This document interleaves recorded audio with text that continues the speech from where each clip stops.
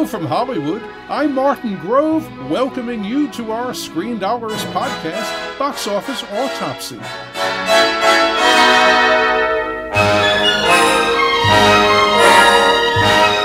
Right now, we'll look at the movie marketplace and analyze how things are going and where they're going, sharing some opinions from my perspective after decades of talking about Hollywood on CNN Entertainment Tonight and as a Hollywood Reporter columnist.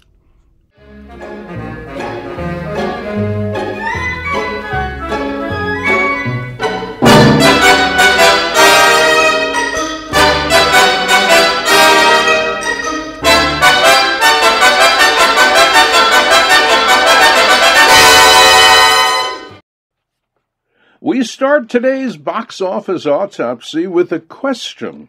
How did Hollywood know that East Coast movie theaters would be snowed under and moviegoers would be staying home this weekend because of a rare bomb cyclone?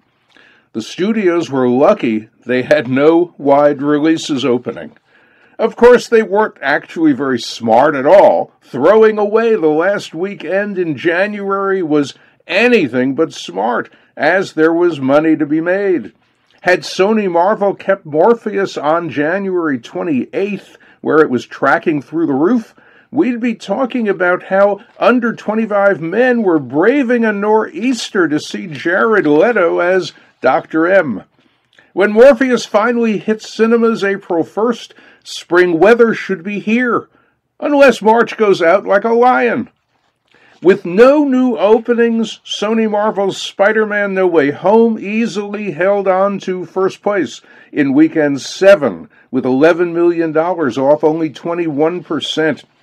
It's done $735.9 million domestically, $1 billion internationally, that's $1.74 billion worldwide. Spidey is on track to pass Avatar's $760.5 million to become the third biggest domestic title ever. Globally, it's the 10th movie ever to crack the $1 billion mark, and it's done so without playing in China. Never got a China date, but it's not too late yet. The Chinese moviegoers would love it. Paramount and Spyglass Media's Scream was second again in weekend 3 with $7.4 million, off about 40%, with just over $62 million domestically. There are 4 key factors in Scream's favor. 1, it's not streaming day and date. 2, its strongest first-choice tracking demo is under 25 men who are definitely still going to see movies. 3, it only costs $25 million to produce, so it will be profitable. And 4, with no new competition in its way, it's mopping up, with Spidey, whatever there is to mop up between Omicron and the blizzard. With so little going on at the box office this weekend, it's perfect timing to focus on our Oscar Outlook feature on last week's blizzard of awards nominations. We'll look at who got noms, especially from the Producers and Directors Guilds. Today, we're spotlighting Kenneth Branagh's Best Picture contender, Belfast, from Focus Features, which stars Branagh, Catriona Balfe, Jamie Dornan, and Jude Hill. Let's start with this quick scene from Belfast. You're running around here like the man in the big picture, not paying your taxes and spending all our money on horses. It's the building trade. I told you it doesn't work the normal way. I told you I had it covered. I was the one who had it covered. No, you had to spend 3 years of back tax. To keep you out of bloody jail. We're drowning in debt. We're near done with the back tax. £10 a month for 3 bloody years. This is the time to think about making a new start. I know nothing else but Belfast. Exactly. There's a whole world out there. We can give these boys a better chance than we ever had. There's Commonwealth countries needing tradesmen. The government will give you assisted passage. We can get the whole family to the other side of the world for £10. We're living in a civil war. And I'm not here to protect my family.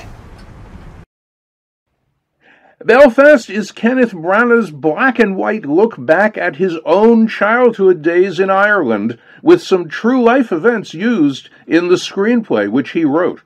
Branagh is a 5-time Oscar nominee, including in 1990 for directing Henry V. Belfast did very well with the wave of Guild nominations. It's a Producers Guild Best Picture nominee, Branagh's a Directors Guild nominee, and it's got a Best Edited Dramatic Feature Film nom from ACE, the American Cinema Editors. Belfast wasn't, however, eligible for a Writers Guild nom for Best Original Screenplay because the film wasn't produced under the Writers Guild's minimum basic agreement, and that rules out a number of pictures every year and accounts for some big differences between the Writers Guild nominees and later the winners, and Oscars nominees and later winners for writing screenplays original and adapted. Plus, Belfast already had a Screen Actors Guild nomination for Outstanding Cast, that's the SAG equivalent of a Best Picture race, and Belfast is a Critics' Choice Best Picture nominee. So Belfast looks to be a very safe bet to wind up in Oscar's Best Picture race, but it faces competition from some other formidable contenders, including 9 other films in the PGA's Best Picture race. Now, as Oscar bellwethers go, the Producers Guild is arguably the best of the bunch, with its winners matching Oscar in 22 of the last 32 years. The PGA noms are a likely preview of what the Academy's Best Picture noms will be when they're announced on February 8th, although there usually are a few differences. Because the PGA uses Oscar's own Byzantine preferential voting system, the producers tend to preview Academy members' choices. The convoluted system has voters list 10 pictures in the order of preference. And to avoid getting deep into the weeds here, let's just say it's better to be liked by everybody than loved by a passionate few. 5 of the PGA's 10 nominees also received Directors Guild nods. Now, since the DGA gives 5 theatrical feature noms and the PGA lists 10, there's always a mix of haves and have-nots. Having noms from both guilds doesn't guarantee anything, but those who get into both races are generally thought to have a better shot in the equivalent Oscar races. This year's haves are, alphabetically, Kenneth Branagh's Belfast, Denis Villeneuve's Dune, Paul Thomas Anderson's Licorice Pizza, Jane Campion's The Power of the Dog, and Steven Spielberg's West Side Story. Now, a couple of these directors have gone on record explaining what goes into making their movies, and movies, of this scale that can get this kind of awards attention. We have here Denis Villeneuve talking about the making of Dune and how many years he had that project in mind. Let's take a listen to that. It's a book that has been with me since almost 40 years. And it's a book that I read numerous times through the ages. I mean, through my from being a young teenager to an adult, I went back to it from time to time, discovering new things in it. It's a book that is deeply rich and talks about a very profound subject like the development of a young adult, how to find solace into another culture, how the curiosity and the capacity of adaptation is the key to survive and to the danger of blending politics and religious power, the beauty of nature, and how we should, as human beings, bring back some kind of sacred quality to our relationship with nature, that we lost respect of nature and the impact of colonialism. And it's a very rich novel, multi-layered. And when you read it, you can discover new things. And it's like, that's where the challenge was. It was to try to honor the complexity. Dune is a simple story, but with a lot of background and a lot of depth, and to honor that complexity, all those details, multiple details about different cultures or different ecosystems. I needed time. That's why I decided to do it in 2 parts. And that was Denis Villeneuve talking about the long road to the screen for his movie Dune, much acclaimed already, and definitely an Oscar contender, in particular for Best Picture. Here we also have Steven Spielberg talking about the making of West Side Story, and he talks here about the relevancy of the film now perhaps being different and greater than the relevancy was way back in 1957 when the original Broadway production of West Side Story opened. Here's Steven Spielberg. Divisions between unlike-minded people is as old as time itself. And the divisions between the Sharks and the Jets in 1957, which inspired musical, were profound, but not as divided as we find ourselves today.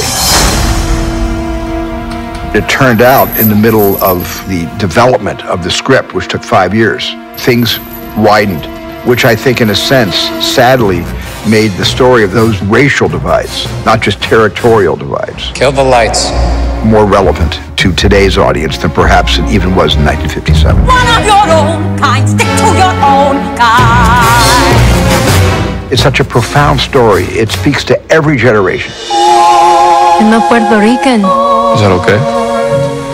That I'm not? I don't know. It's just that love bridges every divide. It's timeless in the sense that we be reminded of that story as often as possible. Now, those were the films that are the haves because they have PGA and DGA nominations. But the other 5 PGA nominees did not have DGA nominations to go with it, but it's still a very distinguished group. That group includes Aaron Sorkin's Being the Ricardos, Sian Heder Coda, Adam McKay's Don't Look Up, Ronaldo Marcus Green's King Richard, and Lin-Manuel Miranda's Tick, Tick, Boom. 3 of those DGA have-nots are haves, however, if we look back to January's SAG nominations, where Coda, Don't Look Up, and King Richard were outstanding cast performance nominees. So while PGA and DGA nominations as a combination may be best, with actors making up the Academy's largest voting branch, it definitely helps to be in SAG's Best Picture race. And by the way, there are 1,336 members of the Academy in the actors branch. That's about 14% of the 9,487 Oscar voters. So, it matters who SAG likes. And by the way, looking back to the SAG list for nominations, besides Belfast and Coda, Don't Look Up, and King Richard, there was one film there that's not in the PGA or DGA mix. That was House of Gucci, Ridley Scott's film. Scott did not get a DGA nomination. House of Gucci is not a PGA nominee. That doesn't mean it may not turn up in the Oscar nominations February 8th, because there are typically some differences. And House of Gucci is attracting a great deal of attention. Lady Gaga is a front runner for Best Actress, and that sometimes is very helpful in propelling a film into the Best Picture race when you have star power like that. So that's something we'll be keeping an eye on. Looking, by the way, at the DGA here, only 7 times since the Directors Guild started giving awards back in 1948 has its winner failed to win the directing Oscar. Over the years, a few films have managed to win Oscar's Best Picture without having a directing nomination. One of those was Driving Miss Daisy, which won in 1990, without Bruce Beresford having DGA or Academy nods. People called it the picture that directed itself. And then in 2013, Argo won without Ben Affleck being Oscar nominated. He did, however, get a DGA nomination. He won the Directors Guild Award. The speculation at the time was that the Academy Directors Branch wouldn't vote for an actor directing only his second theatrical film. In any event, Oscar voters did begin voting for nominations January 27th. That's the day that most of those Guild nominations surfaced. The Academy nominations, again, February 8th. And when we have those, happily, we can then start projecting winners. Got to know who's in the race before we can say who's going to win. We will be back again next week with a new episode of Box Office Autopsy, looking then at how Moonfall and Jackass Forever open, and we'll be turning our Oscar Outlook spotlight on Aaron Sorkin's Being the Ricardos from Amazon Studios. Until then, thanks for listening, and let's do it again next week.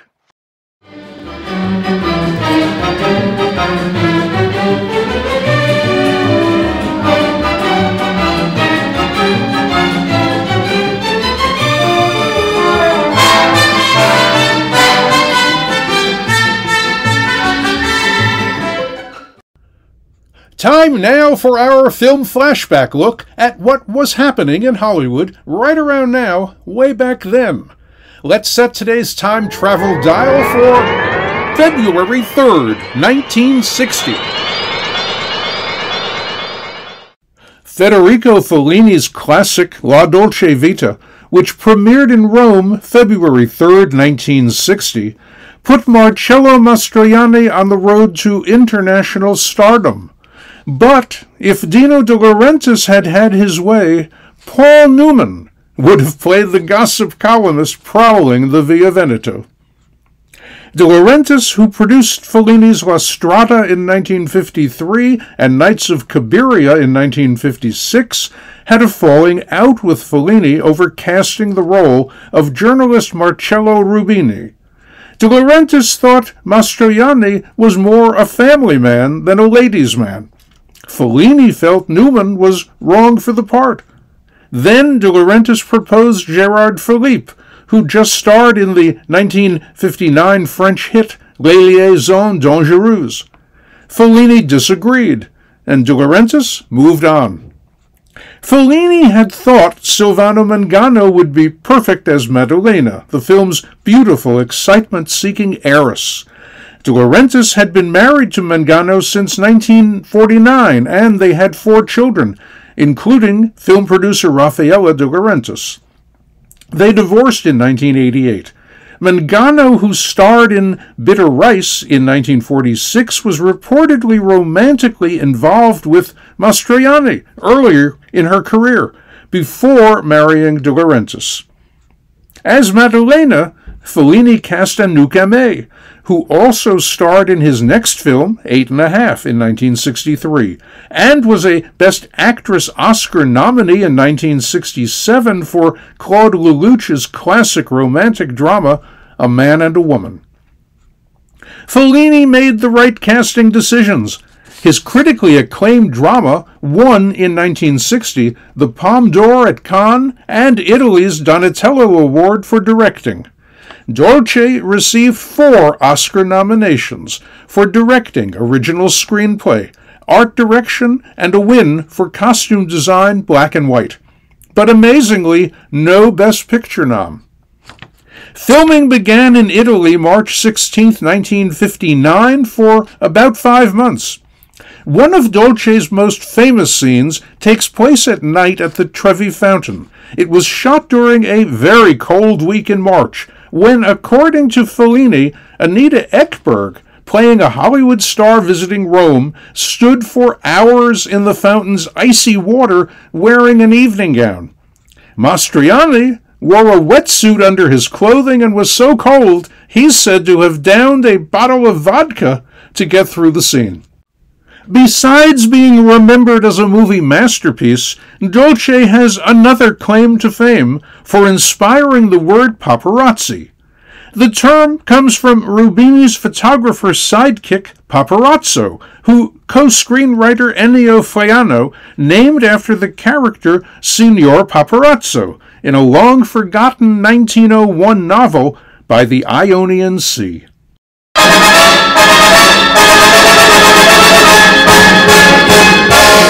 And that's it for today's podcast. Thanks for listening. We'll be back with another box office autopsy next week. In Hollywood for Screendollars, I'm Martin Grove.